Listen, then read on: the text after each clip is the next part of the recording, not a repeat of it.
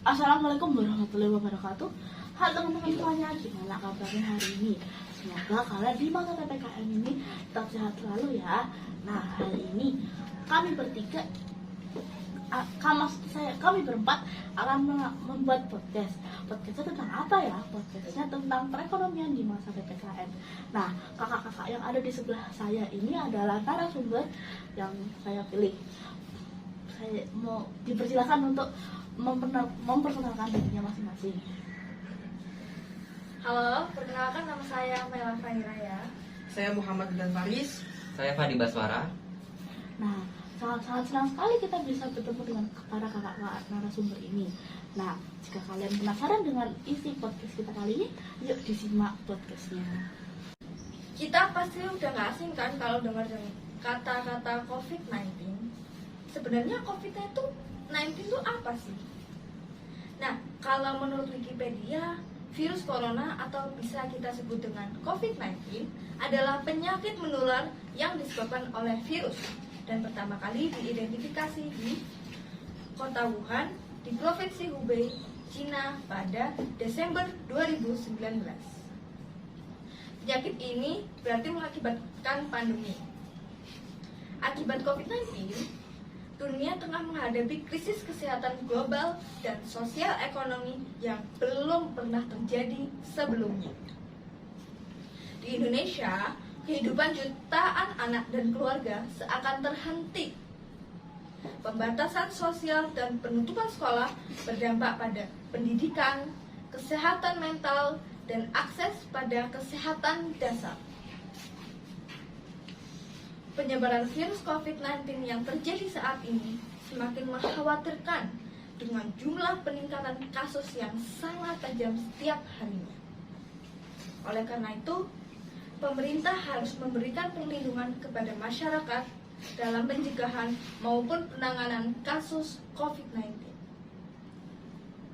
Langkah yang ditempuh pemerintah ialah dengan melalui implementasi kebijakan PPKM atau dipanjangkan dengan pemberlakuan pembatasan kegiatan masyarakat. Namun, kebijakan ini ternyata berdampak pada aspek sosial ekonomi yang sangat besar di masyarakat. Oh, jadi gitu. Nah, berarti para penonton sekalian sudah tahu dong COVID-19 itu apa dan PPKM itu apa. Nah, sekarang tanpa menunggu lama-lama, baiklah, narasumber yang lain akan menjelaskan inti masalah mereka. Dampak PPKM terhadap ekonomi tak hanya berimbas kepada usaha-usaha skala besar. Pemberlakuan pembatasan di segala sektor masyarakat ternyata juga mempengaruhi bisnis kecil yang ada di berbagai daerah. Di Indonesia, salah satu dampak PPKM terhadap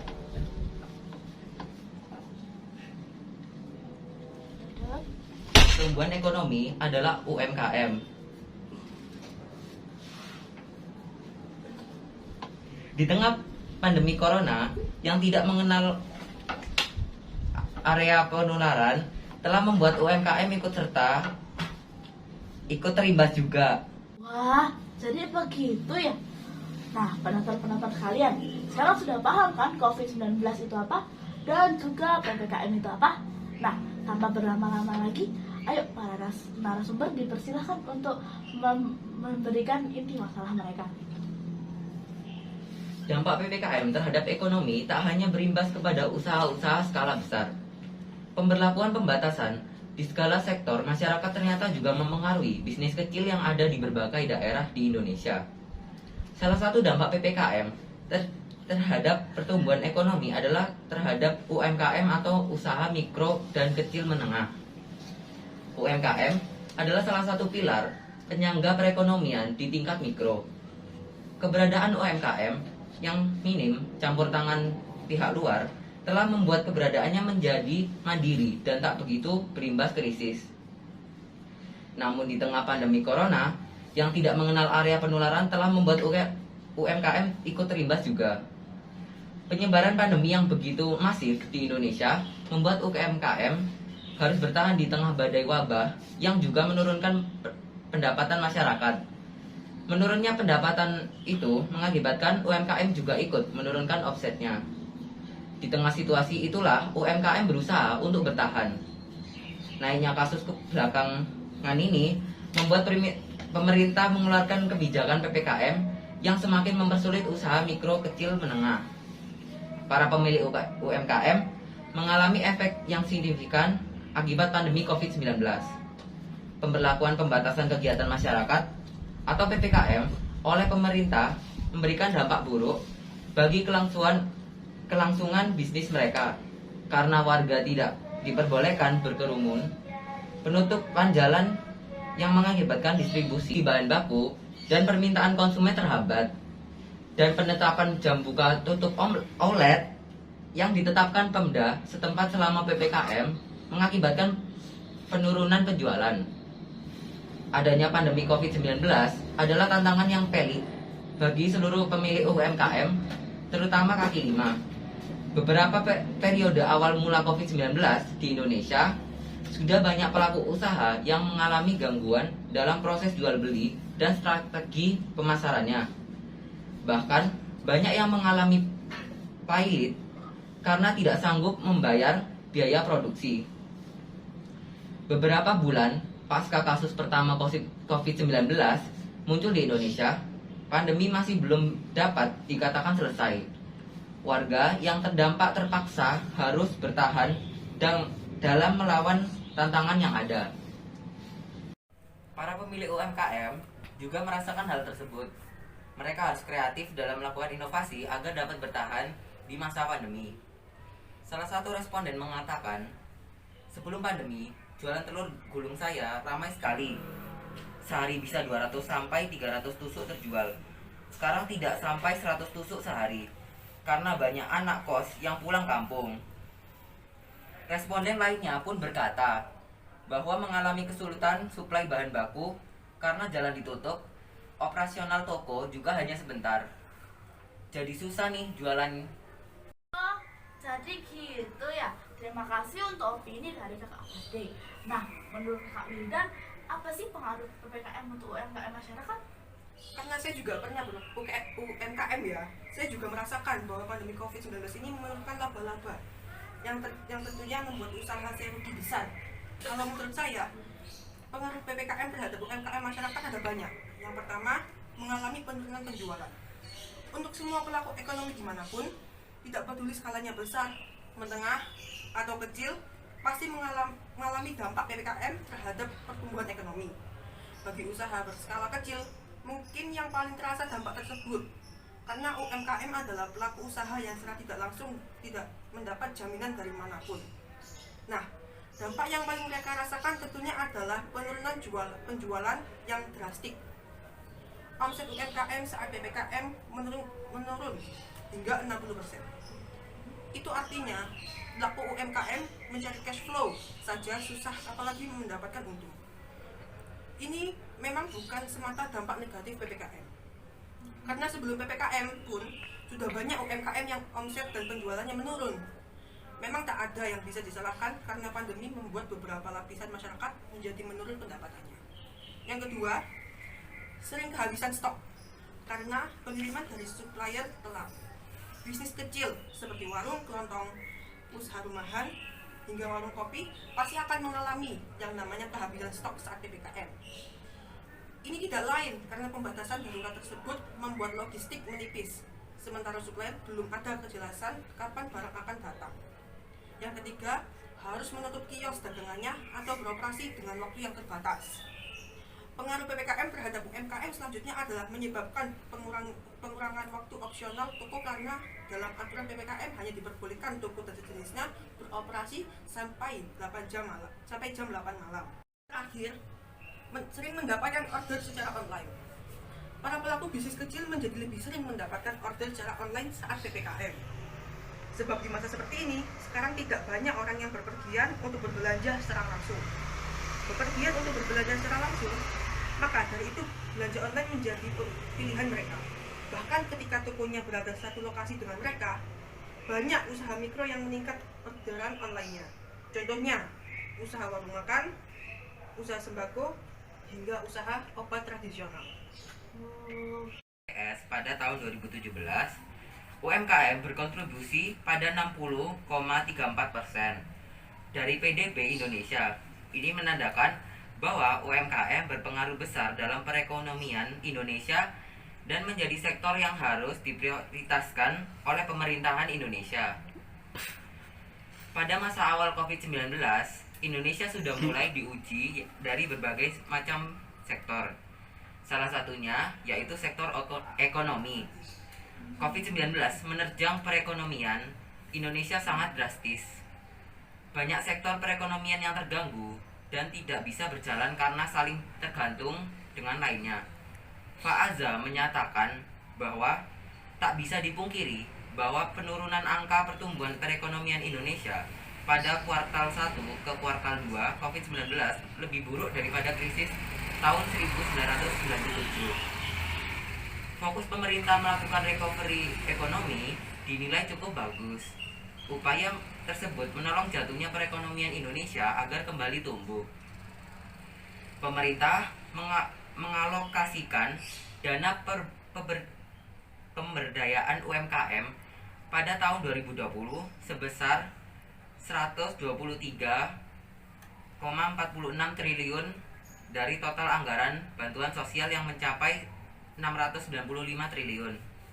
Tujuan utamanya restrukturisasi kredit UMKM untuk memberikan kemudahan akses kredit dan penalangan bunga bagi para UMKM. Tahun 2021, upaya recovery ekonomi dilanjutkan dengan program pemulihan ekonomi nasional. Pemerintah menggelontorkan dana bantuan sosial yang lebih besar menjadi 699,4 triliun. Alokasi dana bantuan kepada UMKM di tahun 2021 meningkat sebesar 191,13 triliun. Penambahan tersebut tak lepas dari kontribusi besar UMKM bagi perekonomian. Sayangnya, penyerapan dana pada UMKM masih tergolong rendah di angka 26,3% atau setara dengan 50,23 triliun terhitung pada Juni 2021. Nah, setuju banget nih. Semoga saja pemerintah dapat memberikan bantuan serta dana sosial bagi masyarakat Indonesia, khususnya pada pelaku UMKM agar dapat pulih kembali. Amin. Amin. Nah, terus nih, untuk para pelaku UMKM, apakah harus bertahan atau mengganti produknya? Dampak PPKM terhadap pertumbuhan ekonomi tentunya menjadikan pertumbuhan negatif. Ya sob, sekuat-kuatnya UMKM bertahan, tetap saja mereka akan berimbas secara langsung. Imbas itu salah satunya mengenai sisi finansial mereka. Anggaplah modal para pebisnis kecil menjadi minim dan mepet saat PPKM. Minimnya modal tersebut mereka akali dengan tetap bertahan atau ganti produk untuk lebih menghidupi. Untuk pelaku UMKM, apakah harus bertahan atau mengganti produknya? Dampak PPKM terhadap pertumbuhan ekonomi tentunya menjadikan pertumbuhan negatif ya sob. Sekuat-kuatnya UMKM bertahan, tetap saja mereka akan berimbas secara langsung. Imbas itu salah satunya mengenai sisi finansial mereka. Anggaplah modal para pebisnis kecil menjadi minim dan mepet saat PPKM. Minimnya modal tersebut mereka akali dengan tetap bertahan atau ganti produk untuk lebih memaksimalkan penjualan dan mengikuti permintaan pasar. Tentu ada strategi khusus bila para pelaku UMKM ingin berganti produk. Namun, di balik ini semua, pemerintah masih memfasilitasi pemodalan UMKM di masa pandemi. Salah satunya, tak banyak pengaruh terhadap kebertahanan usaha kecil.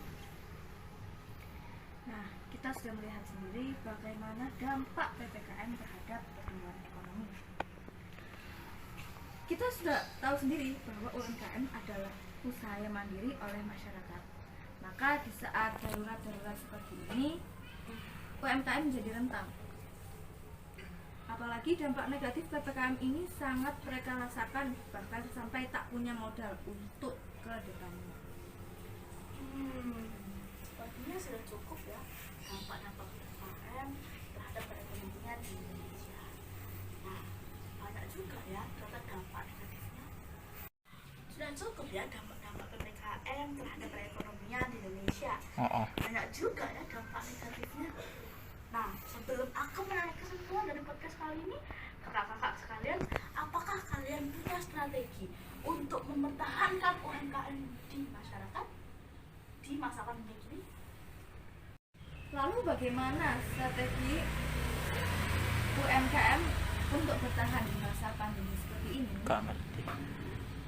Menurut saya, jika dianalisa dari dampak-dampak PPKM untuk perekonomian masyarakat, seperti terutama pelaku UMKM di masa pandemi ini, seperti yang sudah dipaparkan oleh Mas Wildan dan Mas Fade, maka ada beberapa strategi untuk menangani masalah seperti ini. Strategi UMKM bertahan di tengah kepungan pandemi seperti: 1. Mencari strategi pemasaran melalui digital marketing atau kita sebut dengan pemasaran online. 2. Mulai mencari target pasar baru, utamanya di sekitar lokasi kami. 3. Berusaha mencari produk paling relevan dan laku saat ini atau peluang usaha yang memungkinkan. 4. Mengatur jam kerja atau jam buka untuk menyesuaikan dengan aturan PPKM darurat. Yang kelima, mencari supplier yang masih berada di daerah aglomerasi atau kita sebut bisa dijangkau. Dan yang terakhir yaitu mempersiapkan modal darurat yang tak terpakai untuk berjaga-jaga.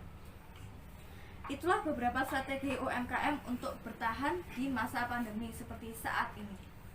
Semoga beberapa strategi di atas dapat meminimalkan dampak pandemi terhadap bisnis kecil saat ini. Setuju. Ya, mungkin cuma itu saja yang dapat dilakukan oleh pelaku UMKM di masa pandemi ini. Kita doakan saja agar perekonomian di Indonesia dapat pulih kembali.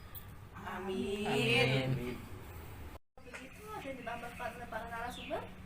Tidak ada. Baik, kalau begitu izinkan saya untuk menyampaikan kesimpulan dari podcast perekonomian di masa PPKM ini ya. Nah, kesimpulannya yaitu penerapan kebijakan pembelakuan pembatasan kegiatan masyarakat atau kita bisa sebut PPKM sebagai upaya menanggulangi semakin meluasnya penyebaran virus COVID-19 terhadap bertambah sangat luas. Nah, pembatasan untuk melakukan aktivitas dengan skala yang besar otomatis akan mengakibatkan kondisi ekonomi yang semakin sulit dengan berhentinya sebagian besar aktivitas ekonomi. Nah, COVID-19 menimbulkan permasalahan yang pelik bagi UMKM di seluruh Indonesia, tak terkecuali kota kita yaitu Sidoarjo. Permasalahannya yang terjadi adalah kurangnya pasokan bahan baku, penurunan penjualan, terbatasnya transportasi, operasional terbatas, dan pembatasan aktivitas. Saran dari tim kami untuk rekomendasi pengambilan kebijakan pemerintah dan pemilik UMKM bagi pihak-pihak yang berkepentingan dalam pengambilan kebijakan atau pemerintah dapat memperhatikan skema pembangunan kewirausahaan, skema pembiayaan, workshop staff yang terampil, pelatihan teknologi digital, memberikan fasilitas teknologi digital yang memadai bagi para pemilik UMKM. Nah, dan memberikan pinjaman jangka pendek bagi para pemilik UMKM. Ya, setuju. Semoga di tahun 2022 ini perekonomian di Indonesia bisa pulih seperti semula. Masyarakat semoga dapat terbebas dari pengangguran dan kemiskinan, serta pemerintah bisa menjadi lebih baik lagi dengan aturan-aturan dan program ke depannya. Nah, itu saja dari kami. Bila ada salah kata, mohon harap dimaklumi dan mohon maaf atas itu. Terima kasih untuk para narasumber di sini karena telah bersedia untuk datang dan berdiskusi mengenai hal ini. Terima kasih juga untuk kru yang membantu melancarkan kegiatan ini. Dan yang terakhir, terima kasih yang sebesar-besarnya untuk para penonton yang karena sudah mau meluangkan waktu untuk melihat podcast kita kali ini. Sekian dari kami semua. Wassalamualaikum warahmatullahi wabarakatuh.